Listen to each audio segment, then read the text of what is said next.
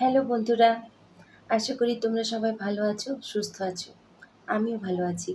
আজকে আরেকটা নতুন ভিডিও নিয়ে তোমাদের কাছে চলে এসেছি। আজকের ভিডিওর টপিক হচ্ছে ভুলে যাওয়া। আমাদের কখনো কখনো মনে হয় যে আমাদের খুব কাছের বা খুব জানা পরিচিত কেউ হয়তো সম্পর্ক রাখে না বা কন্ট্যাক্ট রাখে না বলে আমরা মনে মনে ভাবি যে সে হয়তো আমাকে ভুলে গেছে, তাই না? কিন্তু এই কথাটা কখনোই সত্যি নয়। কেন বলো তো? কেননা আমরা কেউই কখনো কাউকে ভুলে যাই না। তুমি কি পেরেছো? তোমার জীবনে একদম শুরু থেকে আজ পর্যন্ত যে মানুষগুলোর সাথে তুমি মিশেছো, যে মানুষগুলোকে তুমি চেনো, চিনতে, যার সাথে তোমার সম্পর্ক, তুমি কি ভুলতে পেরেছো কাউকে? পারোনি। আমি জানি। কেননা আমিও পারিনি। তাই বলতে গেলে ভুলতে কেউ কখনো কাউকেই পারে না।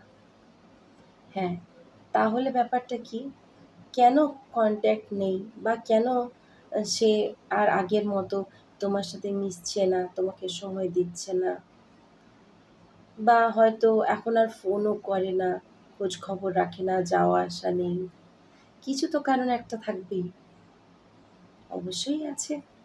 প্রত্যেকটা জিনিসেরই একটা কারণ থাকে, কারণ ছাড়া তো কিছু হয় না। সেই কারণটা হলো আজকে হয়তো তার কাছে তোমার প্রয়োজনীয়তা ফুরিয়েছে। শুনতে খারাপ লাগলেও এটাই সত্যি। আমরা যারা একটু ইমোশনাল টাইপের মানুষ হই, তাদের কাছে এগুলো একটা খুব মানে ইমোশনের জায়গা, যে আমি কাউকে ভালোবাসি বা কেউ মানে কেউ আমার সাথে এতটা বেশি জড়িয়ে আছে, হঠাৎ করে আমার সাথে যোগাযোগ রাখা বন্ধ করে দিল।